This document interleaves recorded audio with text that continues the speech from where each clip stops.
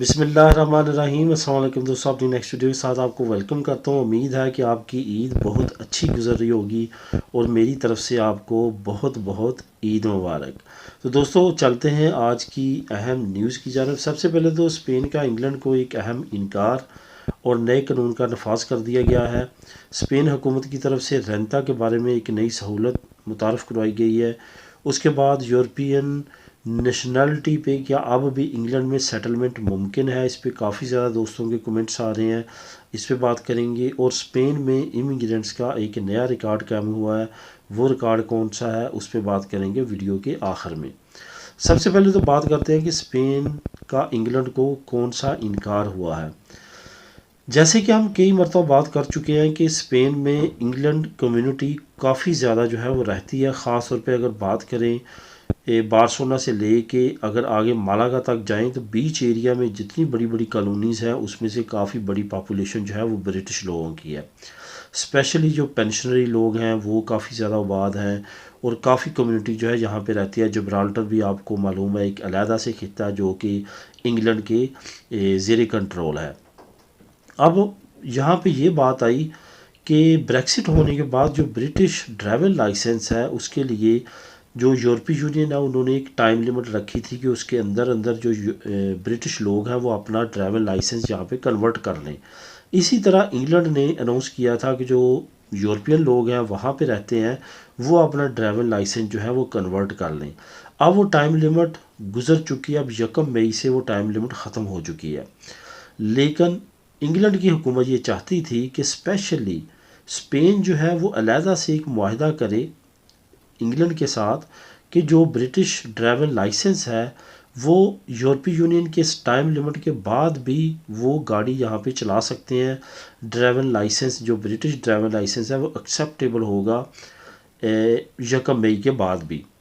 काफ़ी ज़्यादा मज़ाकरात चलते रहे हैं लेकिन बिल आखिर स्पेन ने इस पे वाज़ेह जवाब इनकार कर दिया है। अब ऐसा मुमकिन नहीं है। उनकी जो एम्बेसडर है उनकी तरफ से तो कहा जा रहा है कि हम बातचीत जारी रखे हुए हैं और कोई ना कोई हल निकल आएगा। लेकिन ओवरऑल अगर देखा जाए तो अब जो ब्रिटिश लोग हैं वो गाड़ी नहीं चला सकेंगे 1 मई के बाद। अगर किसी भी हमारी कम्युनिटी के लोगों के पास भी ड्राइविंग लाइसेंस है उन्होंने अभी तक कन्वर्ट नहीं करवाया तो वो भी यहाँ पे नहीं चला सकेंगे उस ड्राइविंग लाइसेंस पे स्पेन के अंदर गाड़ी।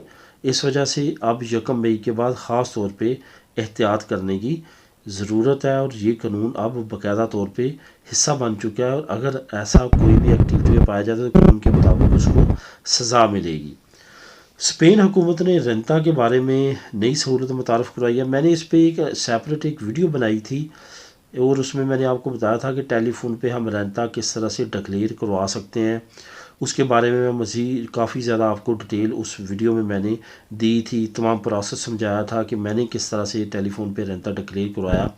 अभी मैं नीचे आपको एक लिंक दूंगा, उस लिंक में पहले एक टेलीफोन नंबर था, अब उन्होंने मज़ीद 3 और ऐड कर दिए टेलीफोन नंबर और उसमें तमाम तरीक़ाकार वाज़े किया कि आप जब अप्लाई करते हैं सीता लेते हैं टेलीफोन पे अपनी डिक्लेरेशन का तो आपको क्या क्या चीज़ों की ज़रूरत है, किस तरह से आप ये तमाम प्रोसेस जो है फॉलो करेंगे। मैं यहाँ पे आपको थोड़ा सा ये बताता चलूँ कि जब आप टेलीफ़ोन करके ही सीता लेते हैं वहाँ पे तमाम टेलीफ़ोन नंबर्स हैं जिन पे आप कॉल करेंगे और सीता लेंगे अपनी रेंता डिक्लेयर करवाने का। ये उस सूरत में अगर आप सिंधे के ऑफ़िस में नहीं जाना चाहते तो फिर आपके लिए ये ज़रूरी है कि आप या तो टेलीफ़ोन पे करवाएं या किसी वकील के ज़रिए करवा लें। अगर टेलीफ़ोन पे करवाना है तो फिर ये ज़रूरी है कि आपको ज़ुबान इतनी आनी चाहिए कि आप उस वक्त रेंते जब डिक्लेयर करवाएं तो ऑफ़िस का जो ऑपरेटर है उसको तमाम चीज़ें जो है आप बता सकें, अपनी फैमिली के बारे में, अपने डॉक्यूमेंट्स के बारे में, तमाम चीज़ें जो ऐड करवाना चाहते हैं, जो लेस करवाना चाहते हैं, वो तमाम चीज़ें आपने वहाँ पे बतानी है तो उसके मुताबिक आपका रेंता डिक्लेयर होगा। तो उसके लिए उन्होंने मज़ीद जो टेलीफ़ोन नंबर हैं वो दिए हैं, उन पे आपने रब्ता करना है और जिस दिन आपको वो सीता देंगे कि टेलीफ़ोन पे आपकी डिक्लेरेशन होगी तो उस टाइम आपका फ़ोन जो है वो बिज़ी नहीं होना चाहिए।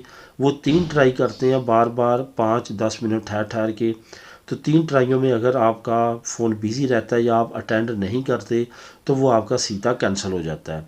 ये चीज़ें जो है ये वाज़े हो जानी चाहिए आप पे कि अगर आप टेलीफोन पे रेंता डिक्लेयर कराना चाहते हैं तो ये प्रोसेस आपको अपनाना पड़ेगा और इसके मुताबिक आपकी डिक्लेरेशन होगी।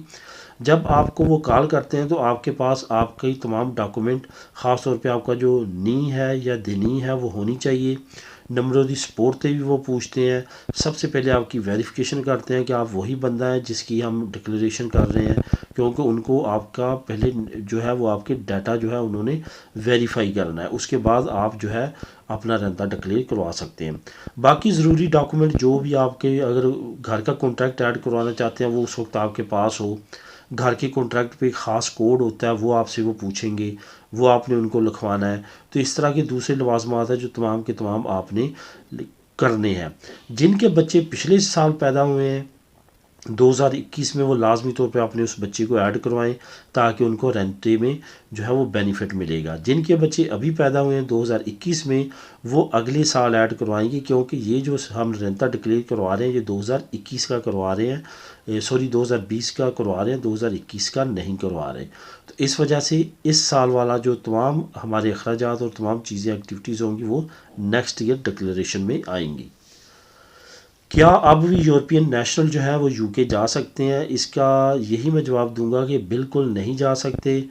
अब उन्होंने यूरोपियन नेशनल को उसी तरह डील करना शुरू कर दिया जिस तरह से थर्ड कंट्री को डील करते थे या कर रहे हैं।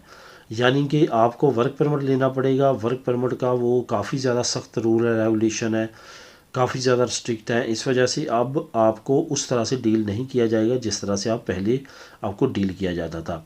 तरखीता कम्युनिटारिया में पूछा गया कि इंग्लैंड जा सकते हैं, नहीं जा सकते, उस पर आपको वीज़ा लेना पड़ेगा।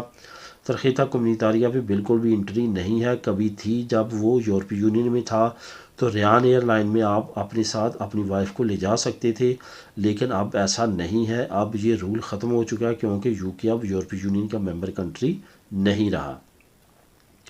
स्पेन में इमिग्रेंट्स का एक नया रिकॉर्ड, इसका लिंक मैं नीचे दे दूंगा, जो नया रिकॉर्ड कायम किया गया इमिग्रेंट्स की जानब से।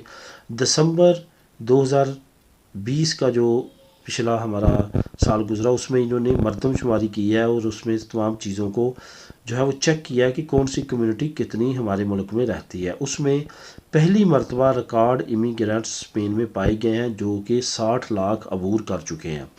यानी कि 60 लाख 6 मिलियन जो है वो इमिग्रेंट इस वक्त जो है वो स्पेन में मौजूद हैं, और ये काफ़ी ज़्यादा बड़ी तादाद जो है वो आने वाले वक्त में बढ़ सकती है। उसकी ये वजह है कि यूक्रेन से बहुत ज़्यादा इमिग्रेंट जो है इस वक्त आ रहे हैं और उनको ये लीगल कर रहे हैं। तकरीबन तमाम कैलकुलेशन के मुताबिक ये बात सामने आई है कि 1,24,000 यूक्रेन के लोग जो हैं वो इस वक्त जो है वो स्पेन में अप्लाई कर चुके हैं। इट्स मीन कि ये अब तकरीबन 61-62 लाख जो तादाद है वो स्पेन में इमिग्रेंट्स की बन चुकी है। तो दोस्तों ये तमाम एक्टिविटीज़ और ये तमाम चीज़ों को वो इसी वजह से चेक करते हैं कि आने वाले वक्त में इमिग्रेंट्स के कवानीन और तमाम चीज़ों को किस तरह से वो हैंडल करेंगे। तो दोस्तों ये थी आज की वीडियो और आज की न्यूज़। मिलेंगे नेक्स्ट वीडियो में नई न्यूज़ अपडेट के साथ। अल्लाह हाफिज़।